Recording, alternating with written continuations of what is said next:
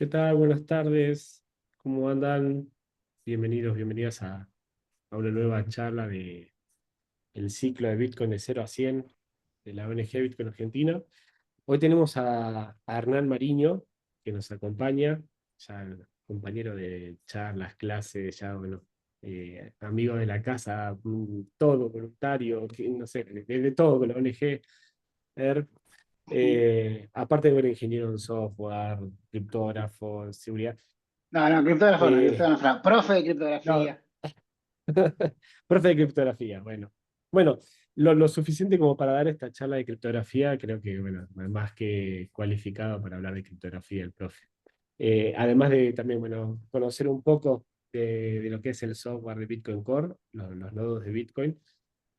Un poco, digo, ver, no sé si has contribuido alguna vez, creo, me parece. Sí, sí, sí. Creo que lo vamos a ver en alguna de las contribuciones de Bitcoin Core, también lo vamos a ver a Hernán, que ha hecho sus aportes y sigue aportando también. Bueno, como es software libre de código abierto, permite que varios puedan participar.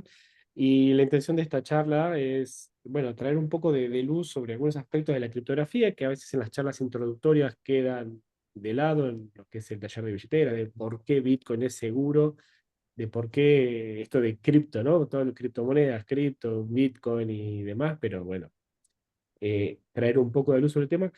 Lo que hablamos con él es que por ahí evitar usar código, evitar usar lenguaje developer, sino que empezar a usar lenguaje humano, así que no sé, ahí va a estar difícil, pero se puede hacer muy larga la presentación, así que bueno, ahí el gran desafío es poder compactar, condensar todo esto en un breve. Va a estar Matías Matei, ahí de soporte también colaborando detrás de escena y también desde la ONG.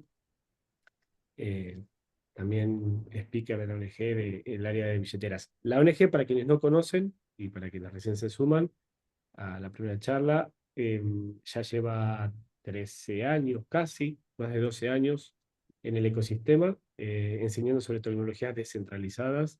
Hay un montón de programas educativos, un montón, desde escuelas y universidades, talleres, diplomaturas, ciclos de charlas de especialización, cursos ejecutivos, a también en las, que sería la clínica de legales, próximamente la clínica de contables, víctimas de estafa que también se acercan a la ONG para hacer una consultoría inicial en esos casos. Así que la ONG tiene un montón de programas. Tiene también el evento que es Descentralizar, que se empieza ahora en agosto de este año en Argentina, que es un evento federal que va rotando las ciudades en el país. Esto es, bueno, un breve contexto de qué es la ONG y por qué estas también actividades se hacen gratis, es porque, o no aranceladas, es porque son actividades abiertas al público, pero invitamos también a que vean más actividades que se hacen desde la ONG. Sin más preámbulos, no sé, Mati, si vos querés hacer alguna otra intro más, si no, ya le pasamos a Hernán para que... Te lo voy a dejar a vos el mando, Mati, vas a quedar Dale, a cargo dale, y, tranquilo. y queda Hernán ahí con el micrófono en mano para guiarnos. Muy bien. Mati, cuando vos Bueno, digas, Flash, dale para adelante, los que quieran abrir la camarita estaría bueno. Por ahí es lindo ver caras y para que sea todo un poco más participativo.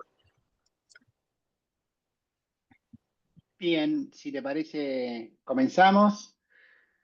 Buenas tardes a todos, gracias por sumarse. El título de hoy es Criptografía de Bitcoin de 0 a 100. Vamos a estar más cerca de 0 que de 100 porque, bueno, no conozco el nivel de todos y estas son charlas introductorias y demás y la idea es hacerlo lo más sencillo posible. Veo algunas caras conocidas, acá un par, algunos amigos, los saludo a ellos. Creo que ese par en particular se van a aburrir y no van a encontrar nada que no sepan, pero bueno, el objetivo de esto es hacer esto entendible para todos, así que vamos a hacer de lo más sencillo posible.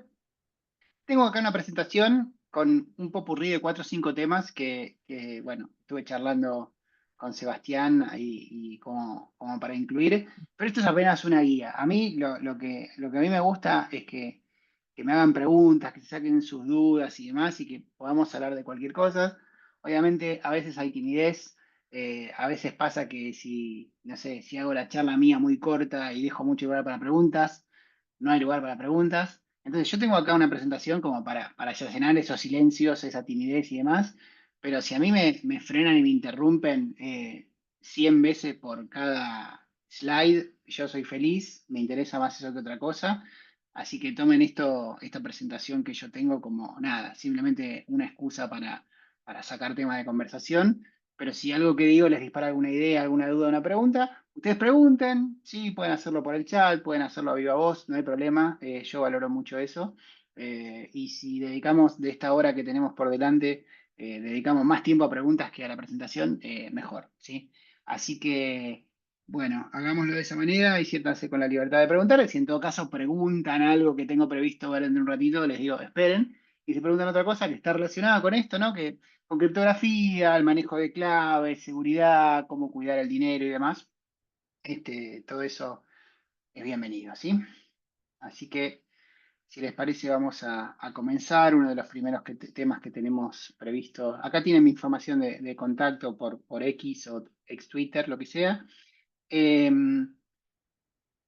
Vamos a comenzar entonces como una especie de introducción a la criptografía, qué es la criptografía y demás. Vamos a hablar un poquito de eso, espero no espantar a nadie, pero básicamente la criptografía es una ciencia muy vieja eh, que trata de proteger la información mediante técnicas matemáticas. ¿Mm? En realidad es parte de una ciencia más amplia, que es la criptología. La criptología tiene dos grandes áreas. Una es la criptografía, ¿sí? Y después hay otra área, que es el criptoanálisis, que es la que trata de romper la criptografía y demás. Pero bueno, esto tiene tantos años como la guerra, o sea que tiene muchísimos. Acá alguien dice, Ivana dice que no ve la presentación, ¿el resto está viendo? ¿Alguien me confirma si lo ve? Sí, sí, se está viendo. Lo Bueno, vemos. perfecto, Fíjate, por perfecto. ahí hay Bueno, que, digo, que no vea la presentación, por ahí va a tener que hacer un switch en la pantalla si y Ivana estás en pasar. el celu, por ahí tenés que darle así con el dedito para el costado y ahí Sí, sale mi cara y aparece la presentación y vas a salir ganando si no me ves. Así que bien, perfecto. Entonces, nada, existe desde que existe la guerra, o sea, hace mucho, porque siempre había como mensaje, necesidad de transmitir mensajes secretos, y bueno, eso tiene miles de años literalmente. Hay aplicaciones más modernas como la de Bitcoin y algunas otras criptomonedas, y de eso vamos a hablar un poquito hoy. Pero antes vamos a hacer una introducción a la parte como más moderna, si se quiere, de la criptografía. Cuando digo moderna es algo que se inventó hace 50 años, pero la otra tiene 4.000 o 5.000 años. Entonces le podemos decir moderna y joven todavía a esa otra, que es la parte de lo que se llama la criptografía asimétrica. La criptografía asimétrica utiliza dos contraseñas en vez de una por ahí tiene una noción básica de lo que es proteger datos o hacer algo, un archivo secreto o algo, y descifrar algo con contraseña. Bueno, la criptografía tradicional, cuando uno buscaba lograr un secreto, utilizaba una contraseña, una password, y la misma password que se usaba para proteger los datos es la que se usaba para descifrar. Se llama simétrica porque se usa la misma clave para cifrar y para descifrar. Hace unos años se inventó otro esquema que tiene una base matemática. Esa base matemática la voy a explicar ahora a continuación en los términos más simples posibles. Em, pero esa otra utiliza dos contraseñas distintas. Una que se utiliza para cifrar y la otra que se utiliza para descifrar. O viceversa, depende del esquema criptográfico, depende del algoritmo, se puede cifrar con la segunda y descifrar con la primera. Pero lo importante es que funcionan de a pares, ¿sí? Y lo que se cifra con una solo se puede descifrar con la otra y viceversa. ¿Mm? Esa es la parte importante. Parece medio tonto, parece más complicado y demás, pero permite algunas cosas que antes no se podían hacer. ¿Mm? Entonces, vamos a ver dos de esas grandes cosas, ¿sí? Que son las más importantes. Y lo que lo que se cifra una de esas dos claves, esperen, volvemos para atrás. Una de esas dos claves se llama clave pública y la otra se llama clave privada. ¿Cuál es cada una? En general, cualquiera de las dos podría ser pública y la otra privada. Otra vez, depende del algoritmo, estoy hablando en términos generales.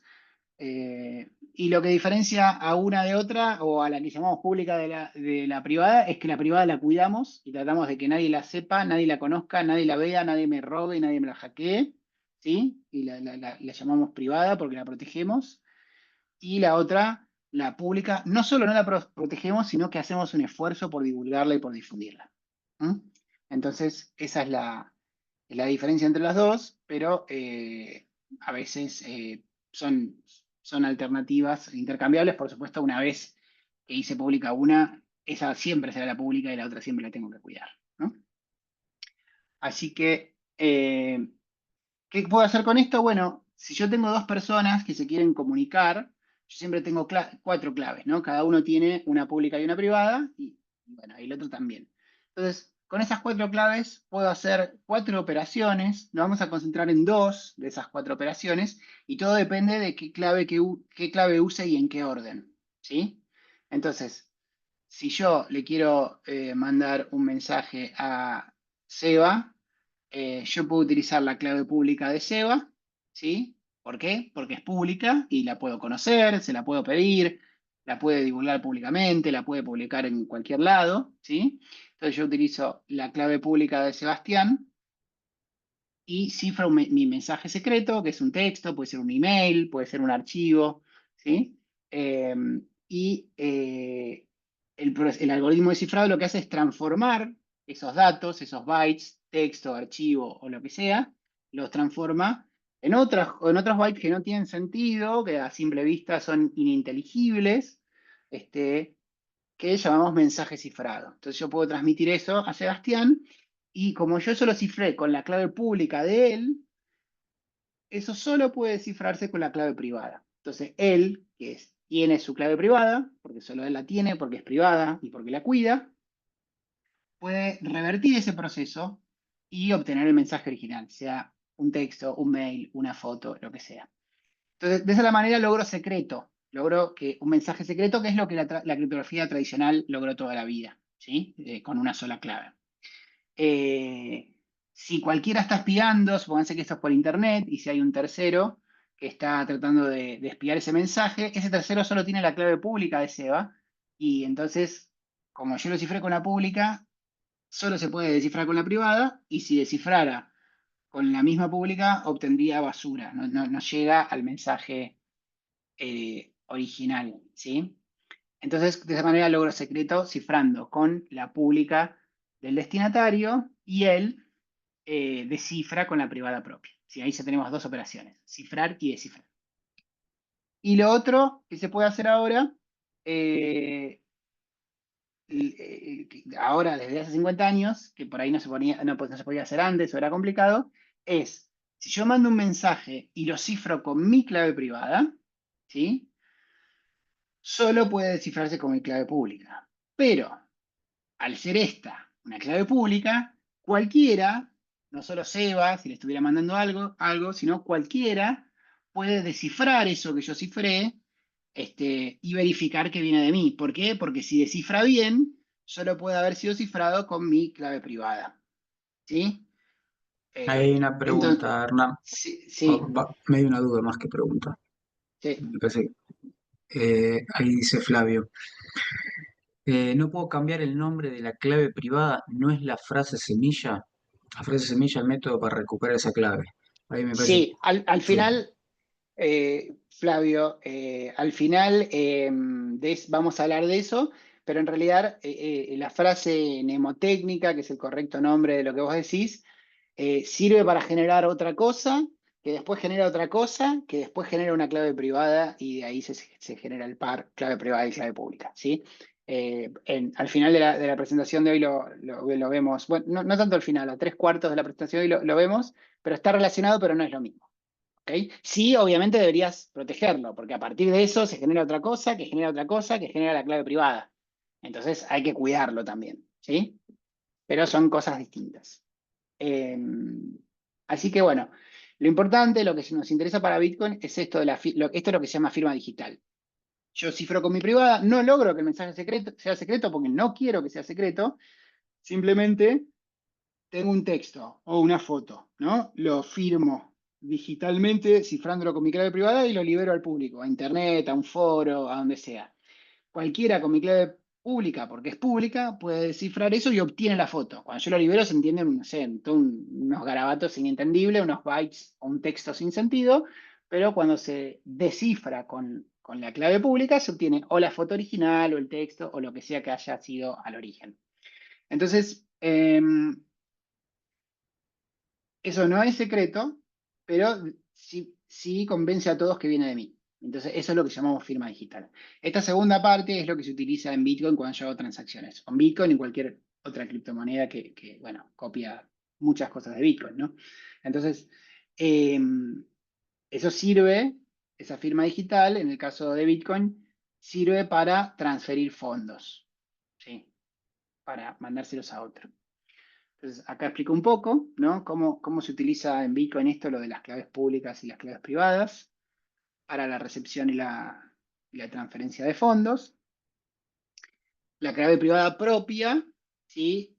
Que en Bitcoin hay más de una, en casi todas las otras criptomonedas ustedes tienen una sola clave privada, en Bitcoin hay muchas, eso es para darnos privacidad y anonimato y para que nadie sepa cuánto dinero tenemos, ¿sí?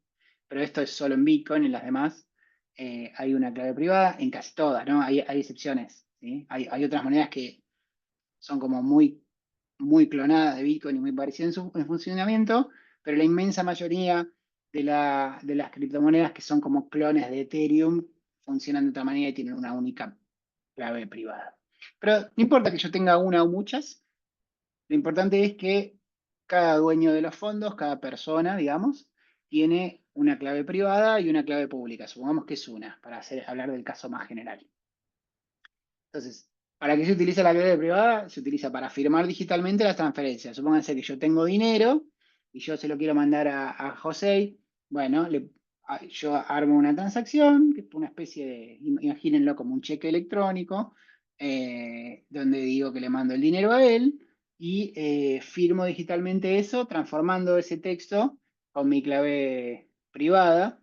Es importante también entender también que cuando yo firmo, la clave privada no se expone, no es que al texto ese se le agrega la clave privada, no. Yo tengo un software y mi clave privada que regula cómo se transforma ese texto en otra cosa, ¿sí? Pero esa transformación o esa otra cosa, que es el resultado de transformarlo, es distinta de la clave privada. Se le llama firma a eso, ¿sí? Firma o texto firmado. Entonces, yo con mi clave privada firmo esa especie de cheque que dice que le transfiero esos bitcoins a alguien.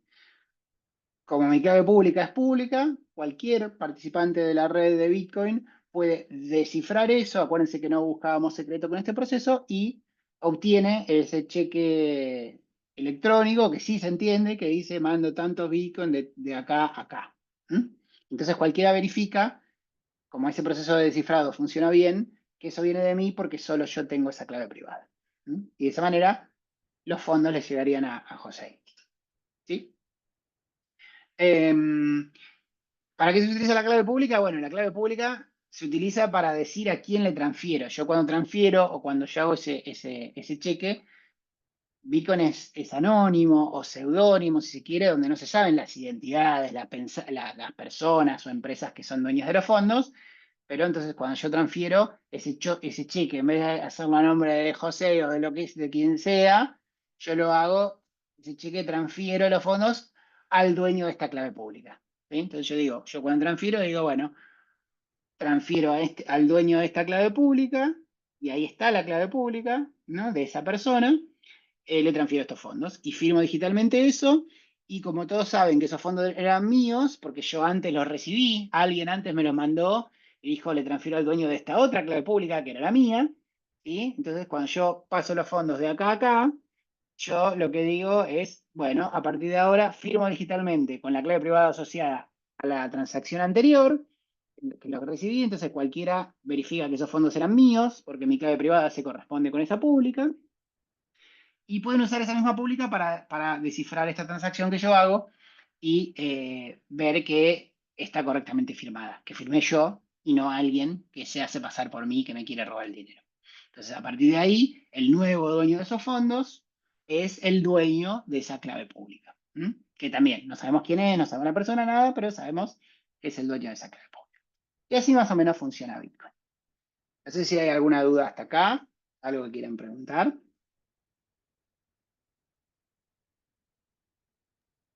Me parece que todos saben todo. Bueno, perfecto, vamos a Sí, avanzar un si no poco. pregunta, no, hay una pregunta de Abel. O sea que las claves públicas descifran los mensajes. Descifran los mensajes, correcto. Acordate que en criptografía, el concepto de descifrar, nosotros así cuando hablamos coloquialmente, cifrar o descifrar, lo asociamos con lograr un secreto, que sería cifrar, y romper ese secreto o revertir lo que sería descifrar. En este contexto amplio, ¿sí? Como usamos primero la clave pública y después la privada, cifrar sería, mejor dicho, cuando yo firmo con la privada, digamos, sería como cifrar, sería firmar. Y descifrar, cuando alguien usa la pública para descifrar eso, sería verificar que la firma es correcta. Esa sería la analogía con el mundo real, ¿sí? Así que así es como funcionan. Las claves públicas descifran los mensajes que se hayan cifrado con la privada. ¿Mm? Pero cifrar con la privada corresponde a firmar y descifrar con la pública corresponde a verificar que la firma sea correcta y del dueño verdadero. Así funcionan las transferencias en Bitcoin y también en otras criptomonedas. Aprovecho de meter un bocado para ir con esto de R, Sí, porque lo bueno e interesante de esta parte es que no es necesario compartir la clave privada, sino que con la firma, digo, creo que la parte más. Entonces, digo, se sí, transmite sí, la clave sí, privada en algún lado. Y, sí, y sí, la por firma eso, reemplaza a la clave privada y como que esto es lo interesante, ¿no? de todo este sistema. Pero lo claro, más. claro, por eso este esquema es reusable. Justamente la clave privada nunca se expone y la firma es distinta cada vez, así que es reusable. Así que bueno, así funciona. ¿Cuál es la fortaleza matemática de esto? Bueno, vamos a tratar de explicarlo. No quiero meterme mucho en esa parte matemática tampoco, pero hay como grandes números que defienden o le dan una fortaleza matemática a este proceso, que yo les digo, esto se cifra con una y se descifra con la otra. Bueno, eso medio que me lo tienen que creer. Para que no me lo crean tanto y me lo entiendan un poquitito más, voy a hacer una introducción nada, para, para gente, no sé, como alguien, como con matemática de secundario, digamos, que a lo mejor algunos de los que está acá ya la olvidó, pero bueno, lo más sencillo que pueda. La primera criptografía asimétrica que se inventó tenía que ver con números primos.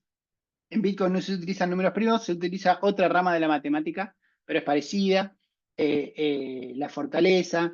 Los números primos, para que no recuerden, son los que no tienen divisores, o sea, más que uno y sí mismo. Todos los números se pueden dividir por uno y todos los números se pueden dividir por sí mismos, ¿sí? Los que tienen además otros divisores se llaman números compuestos y los que no tienen más que eso se llaman números primos. Entonces, esto se utiliza para lograr estos secretos. Supónganse, a ver, vamos a hacer un ejemplo. Si yo tengo dos números primos y los multiplico, el número que ha resultado no va a ser primo, porque además de uno y sí mismo, va a tener como divisores a estos dos números primos, ¿sí? Entonces, el resultado de esa multiplicación va a ser un número que tiene cuatro divisores, ¿no? De los cuales solo dos son interesantes, porque los otros dos, que son uno y sí mismo, es obvio. Entonces, ¿para qué se puede usar esto? Bueno, supónganse este esquema. Voy a hacer un esquema simple y a medias, no puedo explicar la criptografía completa. Pero supónganse, no sé, jugamos un juego y yo les digo a ustedes, che, acabo de elegir dos números y los multipliqué, ¿no? Elegí dos números. Los multipliqué y te digo el resultado es tanto, no sé, el resultado es 98, lo que sea, ¿no? Adivina los dos números. Y bueno, si yo digo esto, cualquiera que haya visto algo de matemática por ahí en el secundario, en la universidad, sabe que no se puede resolver este desafío o este jueguito porque hay infinitos números que cumplen. Si yo agarro un número X, lo multiplico por un número Y y le digo el resultado es 97, hay un montón, infinitos números, que si yo elijo cualquier número X, voy a encontrar otro que tal que multiplicado por X de ese resultado. ¿Por qué? Porque los números reales, que son los números con decimales y demás, son infinitos. Yo les digo, suponete, x por y igual 100, uno podría decir, bueno, es 10 por 10, otro podría decir es 2 por 50, otro podría decir 4 por 25, ¿no? Como que parece que hay muchos números, pero en realidad son infinitos, porque yo puedo agarrar uno de los dos y decir, es 13,01794333, y bueno, dado ese número, yo puedo encontrar otro, tal que al multiplicarlo da 100. Entonces, habría infinitas soluciones a ese problema. Pero si en vez de números reales, le digo, son números enteros, ahí ya no son infinitas, pero son muchos, ¿sí? Y ahí viene el jueguito que yo decía, 1 por 100, 2 por 50, 4 por 25, y si me pongo a pensar un rato, voy a tener un juego de 12, 16 números así, más o menos, que multiplicados entre sí pueden dar 100. ¿Se entiende? Otra vez, no son infinitos, pero son varios, y nos sirve para jugar este juego. Este juego queremos que la respuesta sea única, ¿sí? Porque si no yo les puedo hacer trampa. Si vos me decís 4 y 25, te decís, ay no, era 2 y 50. Entonces, queremos que haya una forma única. Pero bueno, si yo les digo entonces que esos dos números no solo son números enteros, sino que además son números primos, ahí sí la respuesta es como única. Hay solo dos números, tales que, dejando de lado a uno y sí mismo, que los dejamos afuera, no vale, no vale en este juego. Hay solo dos números, tales que al multiplicarlo va a dar ese resultado. ¿Sí? No pasa con el 100, pero supongamos que jugamos este juego. Yo les digo, bueno, a ver, yo agarro dos números, x e y, que son números primos, y los multiplico entre sí, y el resultado es 33. Y les digo a ustedes, adivínenlo. A ver quién adivina. Tomo el tiempo.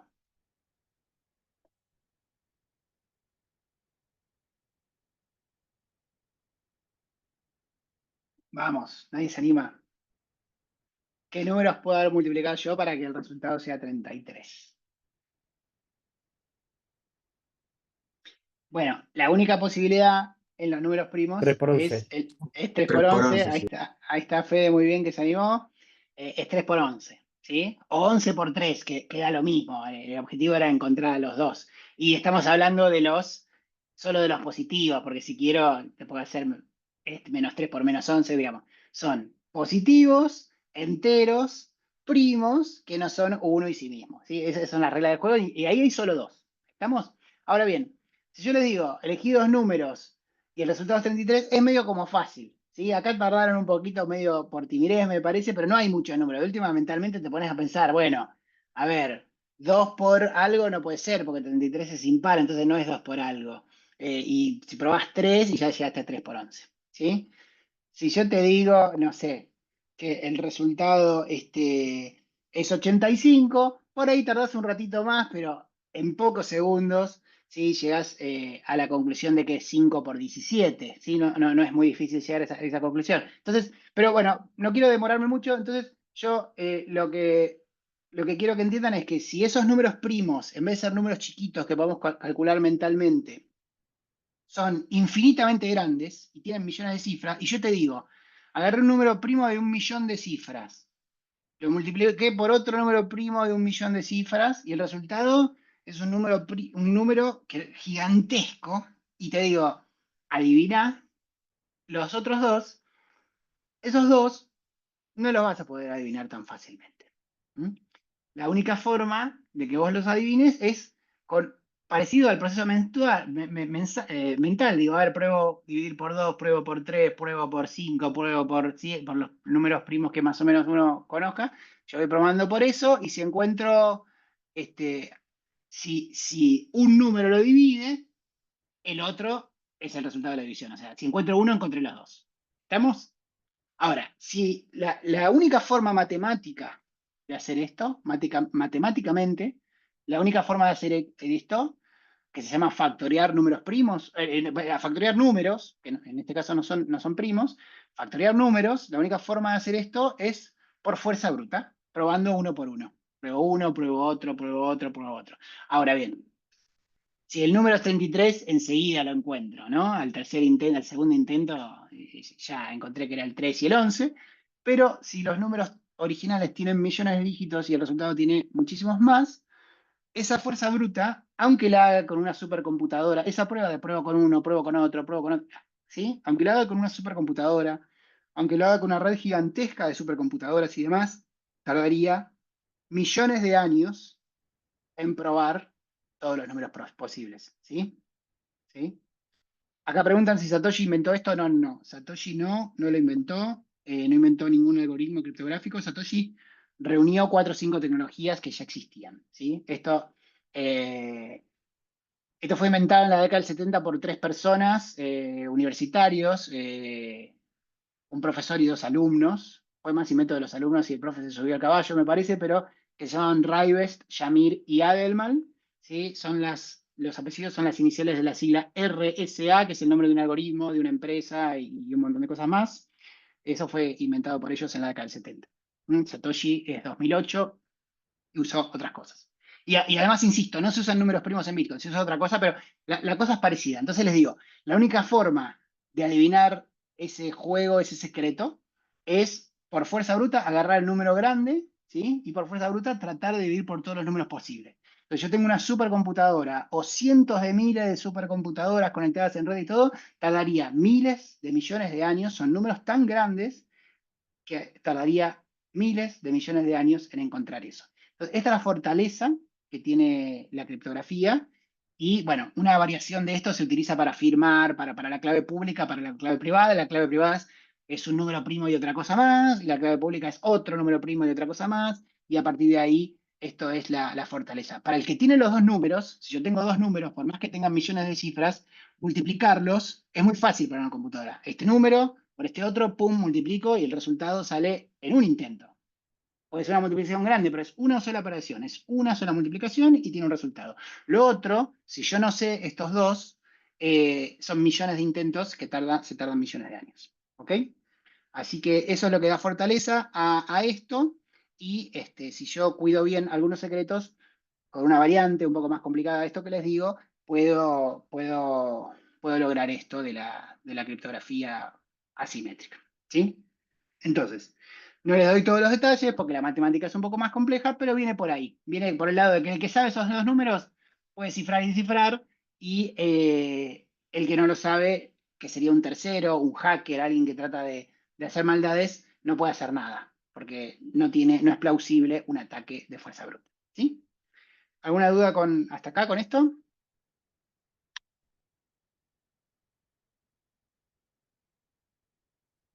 Bueno, Bitcoin no usa números primos, utiliza una variante de esto, pero también tiene una clave privada, una clave pública, y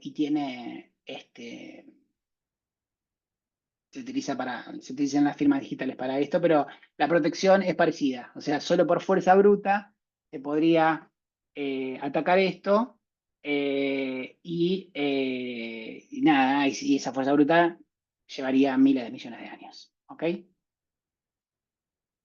Y eso es lo que da seguridad y eso es lo que hace que si cuido mi clave privada nadie me puede robar los fondos. Bien.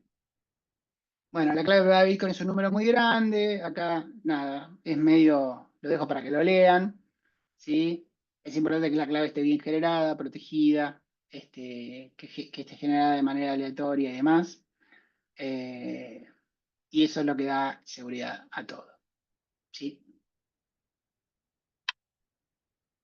¿Qué firmas utiliza Bitcoin? Bueno, Bitcoin utiliza dos. Las clásicas son de un algoritmo que se llama SDSA, que es parecido al de RSA. No importa la diferencia, pero es un algoritmo que sirve para firmar, para hacer firmas digitales. Y nada, y funciona como les digo. Yo cifro con mi clave privada para transmitir dinero y la clave pública se usa para recibirlo. Yo digo, le cedo estos fondos al dueño de esta clave pública, que es anónimo, ¿no? Y entonces de esa manera podemos imaginar esto como candados y llaves. Podemos pensar que nada, como no piensen en los candados comunes que usan todos los días. Piensen en un candado especial, que tienen dos llaves distintas. Una que solo se utiliza para cerrar ese candado y otra que solo se utiliza para abrirlo. ¿Sí? Lo que yo cierro con una llave solo se puede abrir con la otra y viceversa. Entonces, si nos alejamos de esta parte matemática, que espero que no haber espantado a nadie y que no se hayan bajado muchos de la reunión, podemos hacer la analogía a eso. Entonces digo, bueno, yo como que con una llave cierro ese candado y eso se puede abrir solo con la otra. Esa llave, que sería mi clave privada, la guardo y demás. y la otra llave que es pública, que puede estar colgada ahí en un lugar público, en una plaza, puede haber muchas copias de esa llave, todos pueden tenerla y demás. Si meten esa llave en un candado y abre, quiere decir que solo yo lo cerré y de esa forma funcionan las firmas digitales, ¿sí? Hace 4 años, Bitcoin hizo un upgrade que hace cada tanto de su tecnología y habilitó otro tipo de firmas que se llaman Schnorr, que son una variante de esto. Lo vamos a ver al final si hay tiempo y si no, es parecido. Es igual, firma digital con clave privada y clave pública. ¿Sí? Ahora vamos a cambiar el tema, así que si hay alguna pregunta con eso, con las firmas y con la criptografía y con los números, les doy unos segundos para que planteen la pregunta.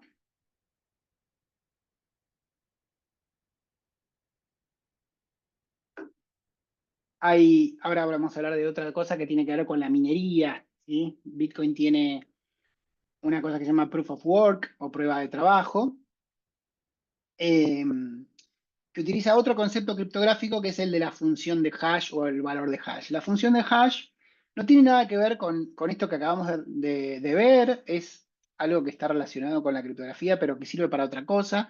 A la función de hash también se le llama huella digital, ¿sí? De ciertos datos o ciertos archivos. Entonces, la función de hash toma unos datos, no hay claves, en la función de hash no hay claves, toma unos datos y sin ninguna clave transforman eso en una cantidad pequeña de datos que le llamamos valor de hash. Y eso es una función de una vía, es irreversible. Yo puedo tomar cualquier dato, archivo, foto, lo que quiera, le aplico esta función de hash y obtengo poquititos, 4 o 5 letras, ¿sí? Que es como una especie de huella digital que representa unívocamente a esos datos de entrada. ¿Sí? Es algo chiquitito, es rápido de computar y hay como una relación uno a uno entre esas dos cosas. Lo de uno a uno es entre comillas, vamos a pensar por simplicidad que es uno a uno la relación, pero lo importante es que este proceso es irreversible. Nadie con ese valor de hash puede obtener el archivo o el texto original.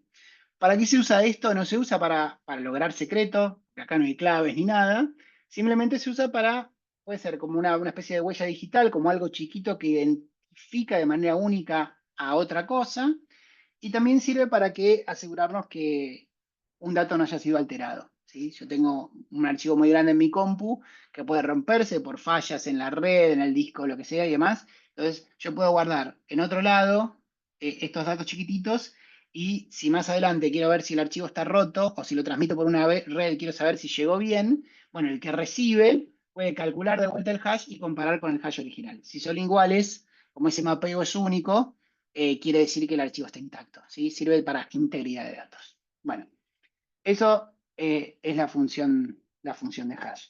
Y como les digo, es un proceso irreversible, pero otra vez vuelve la fuerza bruta. Si yo, por fuerza bruta, supónganse que yo no conozco el archivo original, ¿sí? Yo agarro un archivo, le calculo un valor de hash, ¿sí? Supónganse que es un texto, un email. Tengo ese email, le calculo el valor de hash y tengo ahí 4 o 5 letritas que son el resultado de eso. Y yo escondo el email, nadie lo conoce. Yo a partir de esas 4 o 5 letritas no puedo volver al email porque yo les dije que era una cosa de una vía, pero otra vez la fuerza bruta. Yo puedo agarrar una computadora y empezar a generar textos aleatorios, palabras, letras y demás, como por fuerza bruta puedo ir probando un montón de combinaciones de letras y de palabras y calcular el hash. Entonces, este hash es irrevertible, pero nada impide que yo haga el camino de una vía y que por fuerza bruta genere textos aleatorios, pruebe el hash y veo si coincide. Si no coincide, lo tiro, genero otro texto, pruebo el hash y veo si coincide. Bueno, si yo hago eso repetidas veces, podría tener mucha suerte y encontrar el texto original, ¿sí? Bueno, la minería de Bitcoin funciona usando este principio, ¿sí? Para los mineros de Bitcoin hacen como una especie de competencia o un juego que se renueva cada 10 minutos, que lo que hace es tratar de romper esta función de hash, ¿sí? Como si, no sé, a todos se les dice, mira, este es el valor de hash, estas son las 4 o 5 letritas, encontrá el texto original que originó esto. ¿Mm? Entonces lo que hacen los mineros es generan esos textos aleatorios y prueban el valor de hash y se fijan si le pegaron. Generan otro y se fijan que le pegaron y demás. Las funciones de hash que se utilizan en criptografía están como diseñadas para que sea imposible de ganar este juego hasta por fuerza bruta, ¿no? Que también se tarde millones de años en generar todos los textos posibles. Pero en el caso de Bitcoin, como el objetivo es que alguien gane este juego y que además lo gane cada 10 minutos, este juego está diseñado de manera fácil. Está diseñado con una función de hash débil, ¿sí? Y está diseñado como para que una supercomputadora en 10 minutos pruebe todos los textos posibles y encuentre ese coso y gane el juego. ¿Se entiende? Entonces está diseñado a propósito, para que alguien lo gane. Entonces, ¿por qué se llama esto prueba de trabajo? Porque la única forma de ganar este juego es teniendo muchas computadoras y pagar el consumo eléctrico necesario para que esas compus hagan millones de cuentas por segundo. Y entonces es como una prueba de trabajo, ¿no? El que descubre eso le muestra a todo el mundo, che, el texto original era este, y cualquiera, calculando un solo hash, puede verificar que no hizo trampa. Entonces el que gana hizo miles de millones de operaciones, pero todos los demás, que son los que perdieron el juego, o los que no juegan al juego, los que no son mineros, pueden agarrar eso que el minero anunció, calcular un solo hash, que es algo que lleva nada, una computadora, y verificar que no hizo trampa. Entonces, se llama prueba de trabajo porque el que gana, la única forma de ganar este juego es haciendo muchos cómputos y gastando energía eléctrica en que una compu haga esos cómputos. Entonces, es como premiar el esfuerzo, y es un esfuerzo en el que no se puede hacer trampa. ¿Sí? Entonces así funciona. La analogía que lo que está viendo acá, bueno, es como decir boletos de lotería donde por ahí, nada, por ejemplo, piensen más que boletos de lotería, piensen por ahí en una raspadita, ¿vieron esas cosas que vos raspás y tenés premio? Bueno, imagínate que vos querés ganar y te compras millones de esos y estás un segundo o dos raspando cada uno. Si vos haces eso con millones de papelitos o de cartones o de lo que sea, bueno, es como que hiciste un trabajo, ¿no? Por ahí ganaste por fuerza bruta, gastaste un montón de plata en comprar todos esos billetes, todas esas raspaditas, pero bueno, eso es la prueba de trabajo. Gastar dinero, invertirlo, gastar tiempo y energía, y el que más es un ataque, en el fondo es un ataque de fuerza bruta. Entonces, y el que lo gana, lo tiene bien merecido. ¿Sí? Los mineros gastan mucho dinero en esto, en este juego, en esta competencia, entonces esta competencia tiene un premio, ¿no? ¿Cuál es el premio? Bueno, los mineros lo que hacen es agregan a la base de datos de Bitcoin, que se llama blockchain, agregan las nuevas transacciones pendientes que estaban pendientes de confirmar y que ahora se confirman y se escriben en la blockchain, las agregan y como premio por ese gasto de energía se llevan dos premios. Las comisiones de todas esas transferencias de Bitcoin que entran en ese nuevo bloque, que son voluntarias, son como una propina que los que transfieren fondos dan. Ellos, los que transfieren, eligen cuánto dar de propina, puede ser mucho o poco. Entonces los mineros agarran eso y se quedan esa plata como premio. Y también los nuevos Bitcoin que se fabrican, los que se emiten, también se los autoasignan ellos. Esos dos son los premios por haber ganado esta competencia. Entonces, la pregunta que falta es, ¿por qué esta competencia? Bueno, la respuesta a eso es muy larga, pero digamos, Bitcoin resuelve varios problemas que existieron durante décadas, pero la forma en la que Bitcoin lo resuelve es ordenando estos bloques, que se pretende que haya un orden lineal en las transacciones, ¿sí? Que todos nos pongamos de acuerdo en qué orden se transfiere el dinero, porque si nos ponemos de acuerdo en el orden, se solucionan un montón de problemas de robos, de falsificaciones de dinero y demás, que antes existían de manera teórica y que nadie pudo solucionar en 40 años hasta que Satoshi lo solucionó. Entonces, toda esta competencia es necesaria para que se puedan ordenar los bloques, pero sobre todo para que cualquiera pueda ordenar, para que cualquiera pueda escribir, ¿sí? Porque si hay una sola entidad que escribe, es como tener un banco central, ¿sí? Es lo mismo que haya un dueño del dinero como los estados. Bitcoin trata de sacar el monopolio del dinero a los estados, porque con el descontrol de la emisión aparece la inflación. Entonces Bitcoin quiere salir de eso. Bitcoin es absolutamente escaso, 21 millones de Bitcoin va a ser el máximo y nunca va a haber más. Pero también se pretendía en Bitcoin no darle ese poder a un individuo, a una empresa particular, el poder de escribir ahí, ¿no? Porque es fácil ordenar. Si hay uno solo que escribe, esa persona o entidad puede elegir el orden. Pero era importante además que cualquiera pueda escribir, porque si no, esa persona o empresa que tiene el monopolio de la escritura es como si fuera un banco central privado y puede falsificar dinero, puede usarlo 2 veces, o puede ser coaccionado por un gobierno, por un juez, pueden destruirlo, pueden allanarlo, bueno, pues un montón de eso. Es un punto de vulnerabilidad muy fuerte y en Bitcoin se pretendía evitar eso. Entonces, la forma de evitarlo es que con este juego cualquiera puede escribir, pero como no todos ganan al mismo tiempo y solo gana uno, los datos quedan ordenados y todo resuelto. ¿Sí? Entonces, esa es la razón por la que se juega este juego y se gasta energía. Es para darle seguridad a la red y ordenar las transacciones. Voy a contestar algunas de las preguntas que están por ahí pendientes. Acá pregunta Abel si esa huella enlaza la información de los fondos y transacciones a las claves. No, en el momento que yo hablaba de la huella digital, lo hacía como de manera genérica y todavía no estaba en el contexto de Bitcoin. Y el objetivo de lo que mencioné ahí era hacer una introducción para el juego de la minería. Simplemente, así que, Abel, creo que tu pregunta quedó vieja, fue culpa mía que tardé en contestar. Decime si todavía te queda alguna duda o si todavía no se entendió, me volvés a preguntar. ¿Sí? Sigo con la falsa Ivana, que era Flavio, si mal no recuerdo. Dice, ¿podemos decir que una blockchain, el hash es el resumen de toda la información hasta ese momento? Sí, en la blockchain los hash se utilizan para varias cosas.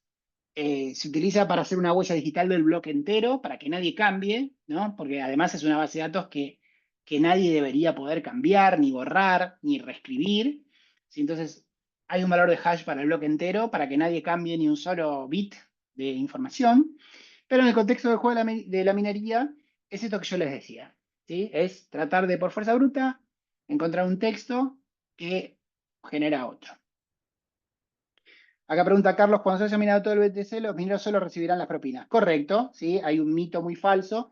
Más o menos en el año 2140, siempre se habla del año 2140 como el año en que se van a terminar de emitir los bitcoins. Ahora se emiten 3 y monedas cada 10 minutos, ¿sí? Y cada 4 años eso se reduce a la mitad.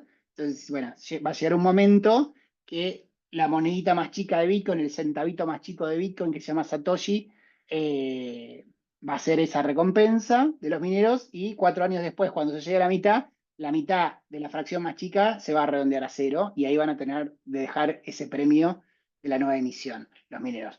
Hay un mito que dice que a partir de ahí va a dejar de funcionar el Bitcoin y qué sé yo, como si los que dijeran eso les preocupara vivir más allá de 2140, ¿no? Pero tampoco es cierto que deje de funcionar. En ese momento, los mineros van a seguir teniendo el premio que son las propinas. ¿Sí?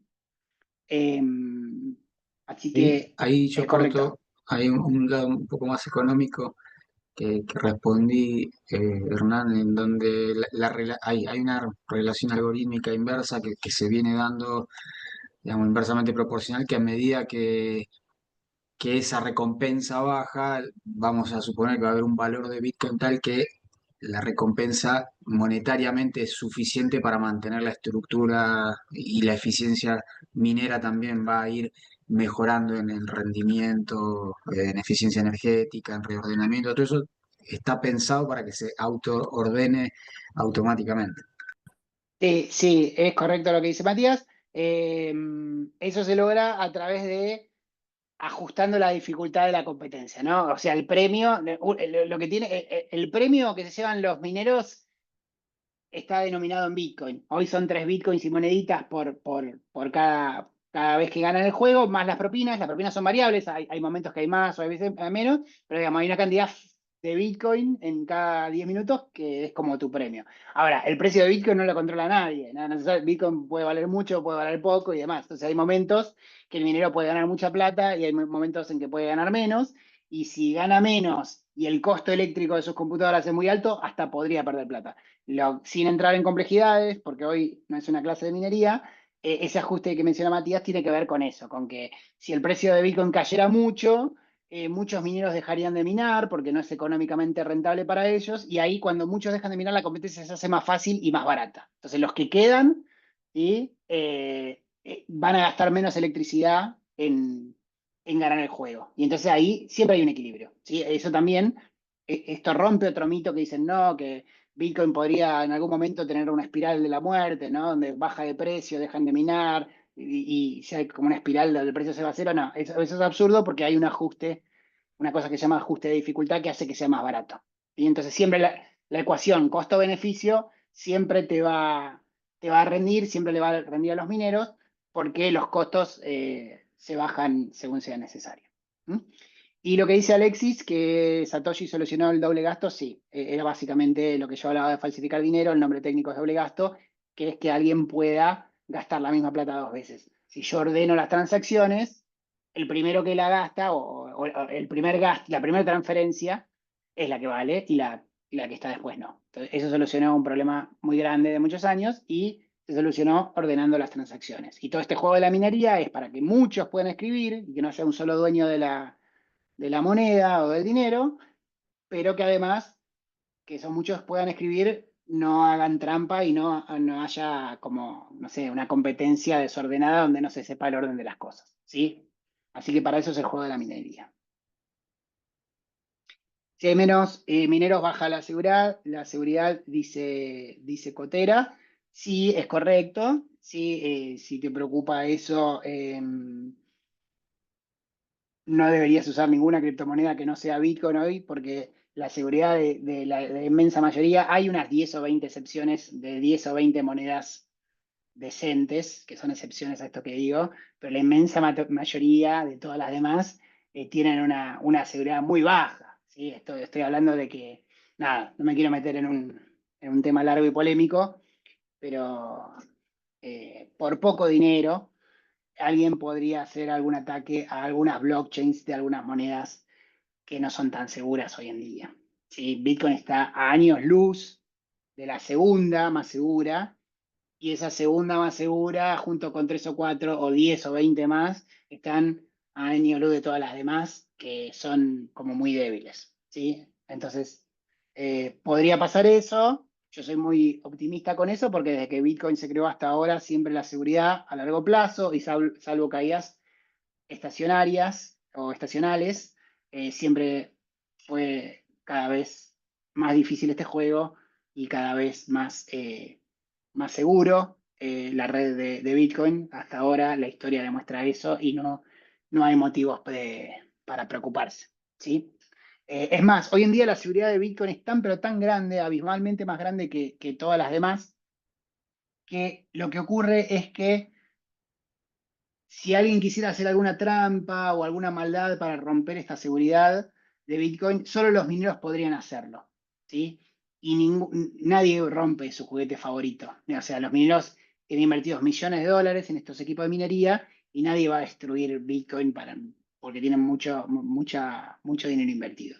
Y si alguien externo quisiera atacarlo, como por ejemplo, no sé, un gobierno superpoderoso que se fabrica el dinero más usado del planeta y que se le ocurriera destruir a Bitcoin, la seguridad de Bitcoin es tan grande que si alguien decidiera hacer eso, tardaría, no sé, unos 5 o 6 años en juntar el poder de cómputo necesario para intentar un ataque que dure una hora y que después de una hora se solucione. 5 o 6 años donde tendría que comprar todas las computadoras, todos los chips que se producen en el planeta, o sea, habría una escasez absoluta durante 6 años de microprocesadores, donde estaría esta entidad y solo ella comprándolo para después poder intentar un ataque que puede durar una hora como mucho. Entonces, es impracticable un ataque de estos a Bitcoin. ¿Sí? No podemos decir lo mismo de las otras. ¿Sí?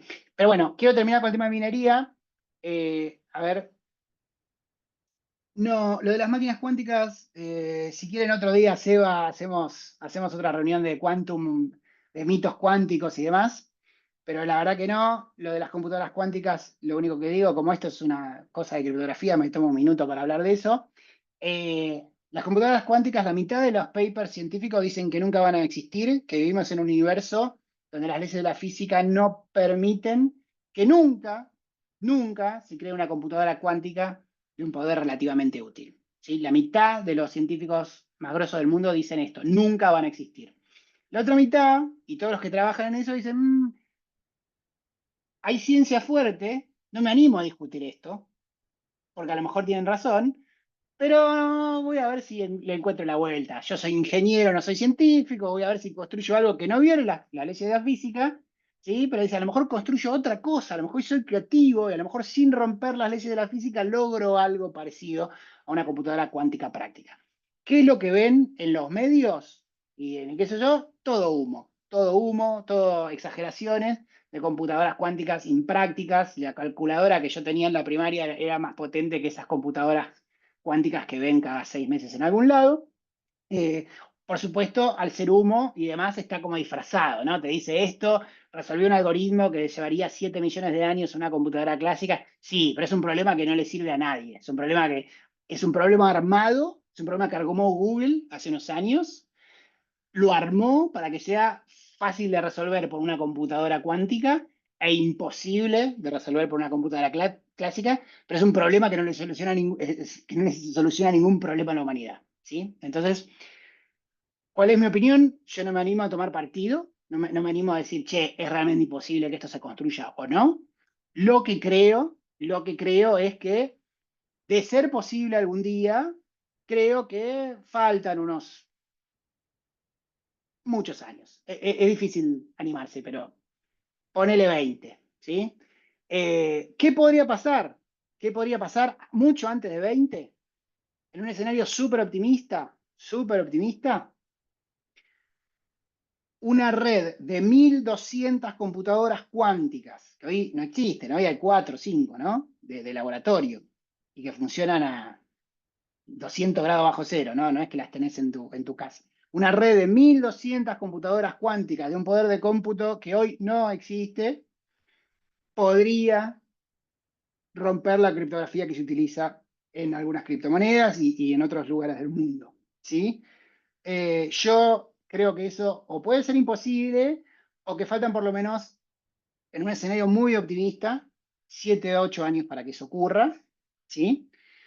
Y lo que yo les digo es que esto no tiene nada que ver con minería. Yo estaba hablando de minería cuando preguntan esto. La minería no es afectada por las computadoras cuánticas. En realidad, eh, lo único que pasaría con la minería es que este juego que los mineros ganan cada 10 minutos, si todos los mineros fueran cuánticos de un día para el otro, si todos a la vez fueran cuánticos, en vez de durar 10 minutos la competencia, duraría 20 segundos. ¿Sí? Pero en pocos minutos sería el ajuste de dificultad y en pocos minutos se vuelve a tardar 10. O sea que el impacto en la minería es mínimo. Va a haber 1.400 y pico de bloques que van a salir en cada pocos segundos. En vez de uno cada 10 minutos va a ser uno cada 20. Y nada, en pocos minutos el ajuste de dificultad, ¡pum!, lo arregló. O sea, ese es el único impacto de la minería cuántica en esto. No afecta a la minería. Sí podría afectar a los fondos o a que alguien te robe fondos y demás. Pero bueno, como les digo, en un escenario hiperoptimista yo lo veo en 7 años. Si me equivoco, podrían ser 5 y qué sé yo. Y lo más probable es que esté entre 20 y 30 y también es probable que sea nunca. ¿Ok? Esa es mi opinión de algo, nada, muy difícil y de lo que podría hablar horas otro día, Seba, si te parece interesante. Sí, podemos hacer una. Eh, De hecho, digo, eso es. Digo, aprovecho de meter bocado y vos me parás a decir, ver, pero bueno, siempre se habla de que en realidad este poder computacional exagerado rompería primero el sistema financiero tradicional, rompería Sí, sí, sí. La gobiernos, guerra antes que primero, o romper sea, Bitcoin. el que tenga esto, a ver, en la Segunda Guerra Eh, Mundial, Inglaterra dejó morir a miles de ingleses habiendo roto la criptografía de los alemanes, y dejó de morir a miles de sus soldados y ciudadanos porque no podía revelar a los alemanes que habían roto la criptografía. Entonces no era oportuno eso. Y sabían de un ataque y los dejaron morir. Acá el que tiene esto no va a robar bitcoins, por más que parezca mucha plata. Acá el que tenga esto se lo va a guardar hasta ganar una guerra. ¿Ok? Pero, redondeando, ahora veo las preguntas No, pendientes. me parece interesante para ahí, que se aplica criptografía, que es el punto de renovar las direcciones, digo, la parte de no Sí, exponer la no, clave pero pública, renovar ujú, direcciones, y por ahí decir interés de Taproot como sí. forma Yo, de. quiero decir algo antes de eso, porque alguno tal vez dice, 5 o 7 años, es una locura esto. Y lo que yo le quiero decir es que ya existen soluciones a todo esto. No es que se acaba la criptografía, no. Hay criptografía resistente a computadoras cuánticas que existe hace varios años, ¿sí? Y que en Bitcoin se está discutiendo. No hay una discusión muy caliente, no es que, uy, che, están todos trabajando en eso, pero hoy en día hay 4 o 5 soluciones a eso, que es agregarle algo a Bitcoin. Así como yo les mencionaba antes que Bitcoin originalmente tenía SDSA y hace 4 años se agregó Schnorr, bueno, ahora se está discutiendo 4 o 5 esquemas de firma digital nuevos que van a tener otro nombre ahí, que por ahí se agregan en 3 o 4 años, o en 2, lo que sea, o en 3 meses si hubiera una emergencia, ¿no? Un avance grande, se puede apurar todo esto, que se agrega eso y eso sería resistente a computadoras cuánticas. O sea que Bitcoin no es que va a desaparecer, ya hay 4 o 5 soluciones, simplemente se está discutiendo, che, cuál es mejor, cuál ocupa menos espacio para que las comisiones sean más baratas, bla, bla, bla, bla, bla. Se está por ese lado, todos con mucha tranquilidad y todos sabiendo que para esto faltan por lo menos varios años, pero ya se está discutiendo. De hecho, este año está un poco más movido esa discusión, pero no porque haya algún miedo puntual ni nada, y como les digo, no tiene que ver con esas noticias que ven por ahí, que es todo venta de humo de empresas que necesitan plata y necesitan esa noticia para sacarle millones de dólares a los inversores. ¿Sí? Agarro las preguntas pendientes y después vemos lo que dijo Seba. Bueno, pará, lo de la explosión solar de Abel lo vemos en un rato. Acá Alexis pregunta si sería un soft fork. Sí, requiere un soft fork, cualquier cosa de estas. Es un soft fork sencillo, estas soluciones. Eh, acá Matías creo que le está contestando a Abel. Claro, bien, perfecto. Entonces, en un rato, si quieren, si lo de Matías no alcanzó, hablamos de eso. Pero cerrando el tema de computación cuántica, yo estoy más o menos tranquilo, porque como les digo, no hay soluciones, esas soluciones se están discutiendo, no hay apuro, yo soy optimista con eso, soy por ahí menos optimista que otros, todos hablan de 20 30 años y todos se olvidan que hay 4 o 5 papers dando vueltas que dicen, che, con 1.200 computadoras cuánticas de mucho menos poder de cómputo de las que hacen falta en 20 30 años, se puede lograr eso también. Entonces, yo, teniendo presente eso estimo como caso ideal de algo que tal vez no ocurre nunca, 5 o 7 años, y antes de eso va a haber soluciones. Volviendo a lo que dice Seba, ¿qué hace falta para eso? Bueno, hace falta, si eso algún día sale un cambio a Bitcoin, va a haber nuevas direcciones, ¿vieron las direcciones? Que hay direcciones que empiezan con 1, con 3, con BC1P, BC1Q y ese tipo de cosas, es como formatos de direcciones. Bueno, va a haber un formato nuevo de dirección que va a ser resistente a ataques cuánticos. De manera voluntaria, el que quiere va a mover sus fondos a esas nuevas direcciones y queda protegido. ¿Sí? Y el que le parezca que no hace falta, no lo mueve y listo. ¿Sí? ¿Qué pasaría si una computadora cuántica existe, se concreta y bla, bla, bla, bla, bla?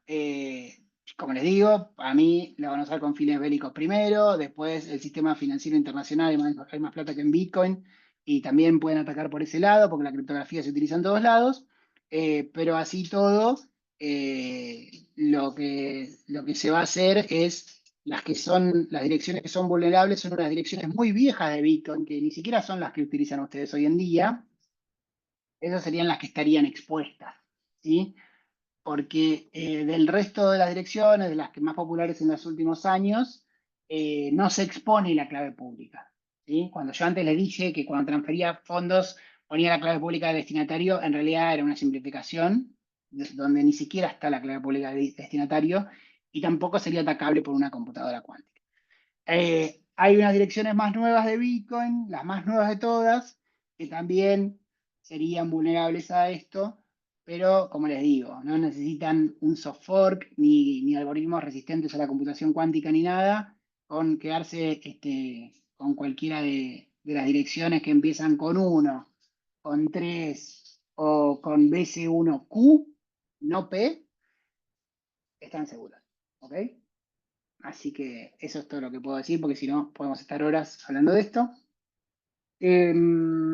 Bueno, sobre todo, sobre eso de. No tiene mucho que ver de criptografía, así que le dedico 5 segundos. ¿Qué pasa si el Sol manda una eyección de masa coronal y hay un campo electromagnético gigantesco que quema todos los productos electrónicos que existen. Yo me preocuparía por otras cosas, ¿no? Pero Por tener comida en la alacena.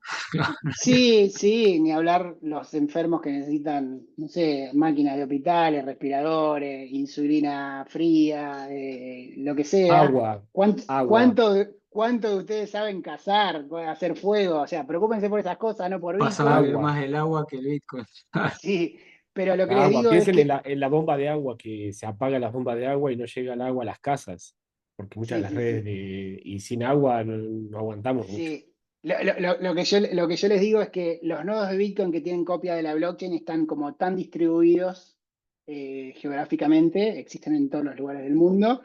Este, y bueno, es parecido a lo que dice Matías, ¿no? Pero agrego algo. El sol solo puede afectar a la mitad de la Tierra, porque siempre hay una mitad que está mirando al otro lado. Entonces, si eso pasara y la mitad del planeta estuviera viviendo como en la serie del Eternauta y volvamos por un par de meses, porque es una joda linda eso que pasa, ¿no? Por ahí un par de meses, ahí peleándonos por un vaso de agua y por la comida, la otra mitad del planeta va a tener 10.000 copias de la blockchain de Bitcoin sin problemas, ¿ok? O sea que al lugar que le pegue de noche, Bitcoin sobrevive, ¿sí? No sé si las personas sobreviven, pero no es un problema tampoco, ¿sí? Agua y cerveza, dicen ahí, bueno, muy bien. Bueno, estamos como medio en tiempo, así que yo les cuento lo que tengo por delante. Si hay algo que les interesa, me dicen y hablamos de eso. Elegimos uno de los dos o tres temitas por delante, y si no, me preguntan de cualquier cosa, qué sé yo. Eh, esto habían preguntado la frase mnemónica y todo eso. Si quieren, como lo habían preguntado a alguien antes, creo que era Abel, hablemos un poco de eso. Y después hacemos preguntas y terminamos 8:30 más tardar, ¿sí? La, la frase de backup, que son estas 12 o 24 palabras, lo que hace eso se transforma en una especie de número, que ese número se usa como semilla. El nombre correcto de semilla es para ese número, no para la frase. Mucha gente le dice frase semilla, pero en realidad el nombre correcto es frase mnemónica, ¿sí? Que son esas 12 o 24 palabras. Eso se transforman en un número con una función de una vía, como las funciones de hash que usan los mineros, con otra, pero se transforma de manera irreversible en un numerito.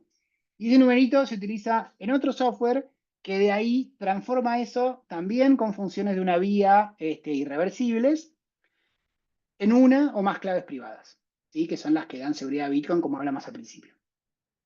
En las otras criptomonedas, en la mayoría, se utiliza una sola. En Bitcoin se utilizan mucho y son descartables para darnos anonimatos y para que nadie sepa cuánto dinero tenemos. Pero bueno, lo importante es que de la frase, por una función de una vía, se tiene un número que tiene que ser secreto. O sea, la frase hay que protegerla y no hacerla pública. Ese número nosotros no lo sabemos porque es algo interno, pero también habría que protegerlo si estuviera en algún lado. Y de ese número se derivan una o más claves privadas que también hay que proteger. De las privadas se derivan las públicas, también con otro proceso irreversible. Es una cadena de tres procesos irreversibles: frase a numerito, numerito a varios numeritos que son las claves privadas, y las claves privadas de cada una, otra derivación más irreversible de la clave pública. Las claves públicas las puedo liberar porque todo esto es irreversible. Todo lo demás lo tengo que cuidar, pero como todo lo del medio lo maneja mi software, el software que yo use, el punto práctico para las personas es: tengo que cuidar esas 12 o 24 palabras, o 15 o 18 o las que sean. ¿Sí? Entonces, esa es más o menos lo que se trata de explicar acá de manera sencilla. Y Bitcoin permite esquemas de firma múltiple, como una cuenta bancaria que tiene dos firmantes y que cualquiera de los dos puede firmar, o tiene que firmar los dos, puede haber dos de tres. Bueno, permite hacer muchos esquemas donde la criptografía que vimos al principio se puede aplicar con ciertas reglas, que requiere varios firmantes y, bueno, reglas un poco más complejas, ¿sí? La dirección pública, ¿cómo se crea? Pregunta Abel. Se deriva con otro proceso irreversible de la privada, ¿sí? El software es lo que llamamos wallet normalmente. Sí, sí, sí. Eh, es así. Así que bueno. el software que utilizan en un celu o en una compu podría estar expuesto a virus que roban Bitcoin.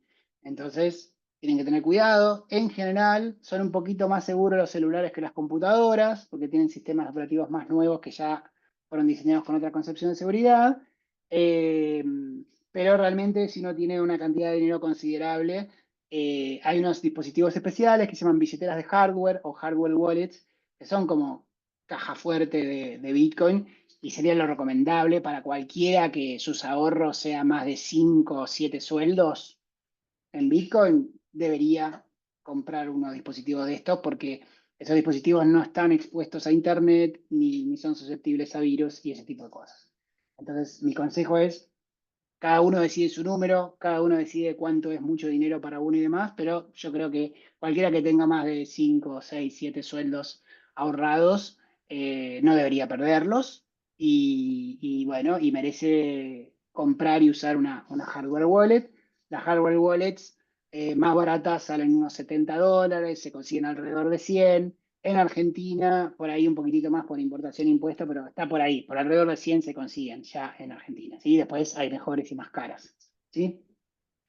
Em, Abel dice, si utilizar Linux sería más seguro que Windows para abrir un software que maneje claves. Yo no utilizaría, no pondría muchos fondos en una computadora, por más que Linux sea más seguro que Windows, no es tan, no vas a estar a salvo de alguien que te quiera atacar, ¿sí?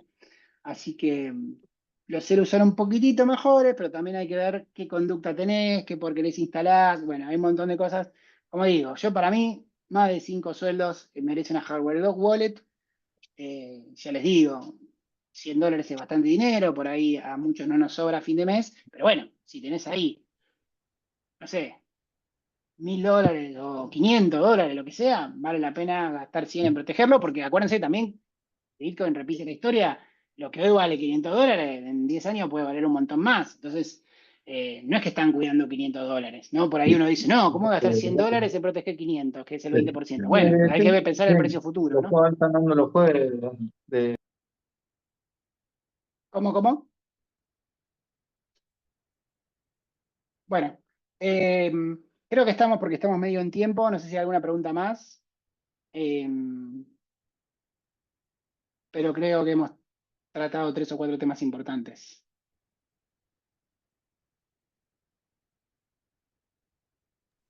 Y acá justo lo de descriptors, aprovecho está Mati, nos había pedido explícitamente, dice, Seba, queremos ver los descriptors para las multisig cuando son multifirmas. Sí, sí, la verdad que no preparé mucho, después me voy para el lado de Taproot y esas cosas, pero no, igual, no sé, por ahí lo dejaría para otro día o lo charlo con Mati después, pero el tema de los descriptors no es criptografía en sí, sino más que nada es una forma de expresar billeteras complejas con reglas de gastado complejas donde sí después se utiliza la criptografía, donde se pueden hacer esquemas de herencia, por ejemplo, ¿no? Hay ciertos fondos bloqueados hasta que, que puedan ser heredados por otras personas, pero que mientras uno esté vivo, esas personas no puedan acceder.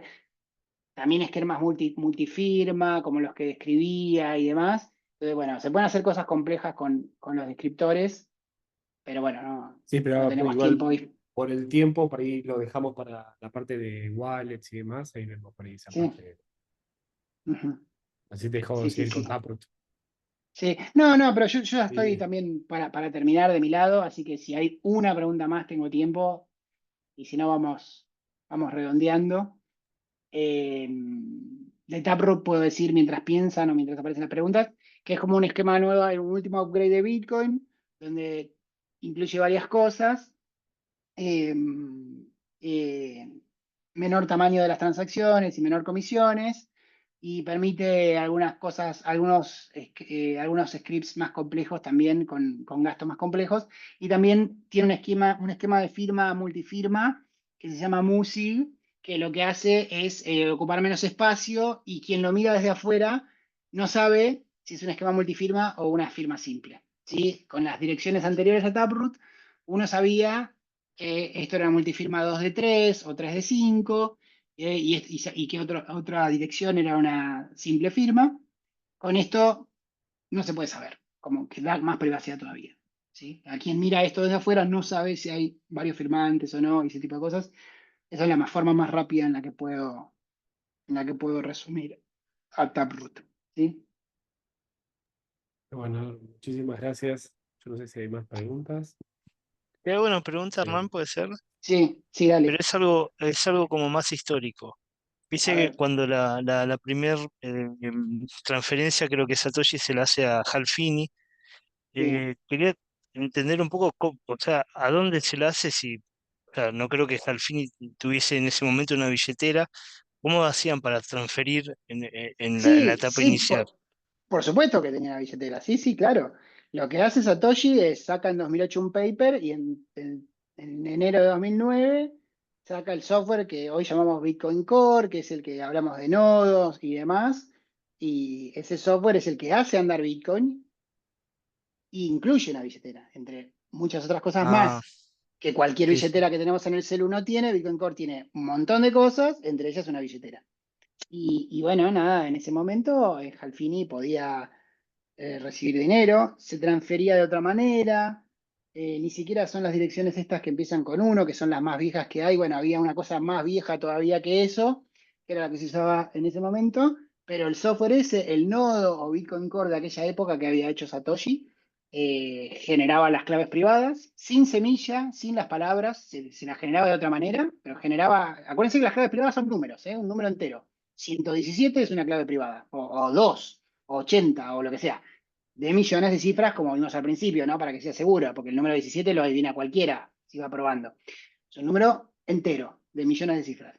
Entonces, Bitcoin Core lo que hace es generar esas claves privadas y de ahí se derivan las claves públicas y de esa manera se podían transferir fondos desde el primer día de Bitcoin. ¿Sí? Está. Claro, o sea, ya en el core ya venía la billetera, Claro, el claro, no mismo puede, software. en ese momento lo único que existía Core y bueno, no puede existir Bitcoin sin la posibilidad de enviar o recibir dinero. Así que, claro, así era. Gracias. Muy bien. Acá me pregunta Abel cómo funciona la palabra extra para crear la clave privada. Funciona igual, vos tenés 12 o 24 que son de diccionario que vos no podés elegir, las elige el software, pero vos si querés podés agregar una palabra extra que elijas vos. Eso le da un poquitito más de seguridad con muchas comillas.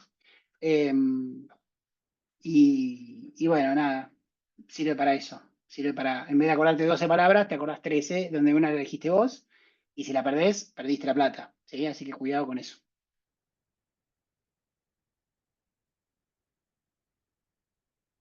Y bueno, si les parece, estamos. Si no, ahí tienen mi cuenta de X, me mandan un mensaje privado o público, lo que tengan ganas, y seguimos charlando por ahí, ¿sí? Gracias, Ser. Buenísimo. Y no sé si, Mati, tenés ahí el form para compartir, digo, digo, ya que estas charlas son gratuitas, digo, esperamos también, digo, del otro lado, por ahí, un feedback de qué tal son y lo que les va interesando, como para también ir haciendo, digo, Sí, para yo más. invito a todos que estén atentos a las posibles charlas que se vienen. Ahí un poco No Hernán sé si está dijo, el quedan form, cosas. ¿lo tenés a ¿Cómo? mano el form? ¿Tenés el form a No, mano? a A ver ver, si lo encuentro. no sé si los compartimos. Si no, bueno, también pueden escribir a educación@bitcoinargentina.org. Digo, ahí, digo, quienes tengan, digo, consultas, dudas de otros programas. Está la diplomatura, de la cual, bueno, con Hernán compartimos cátedra, la UBA, que empieza la segunda corte del año, empieza ahora en agosto, ya están abiertas las inscripciones. En la Universidad de Buenos Aires está la diplomatura de blockchain, Bitcoin y criptomonedas, que se ven un poco estos temas. No sé si con otro enfoque, la clase Sí, sí, por supuesto, de más la UBA. profundo, son meses de clase, muchas horas y demás, por supuesto que sí. Pero bueno, aprovecho, Seba, para saludarlos, los dejo ahí con el formulario. Yo los saludo, que me retiro. Sí, un gusto y les agradezco por Gracias, Ser. venir de mi parte. Gracias, Chau, Hernán. chau. Sumarte, gracias Adiós. por colaborar. Ahí, gracias. Nos vemos. Chau. Bueno, ahí dejé un enlace La verdad que gracias, Sara. Ahí dejé el enlace, dejamos de grabar. Quienes quieran, digo, pueden responder. La verdad que ayuda un montón.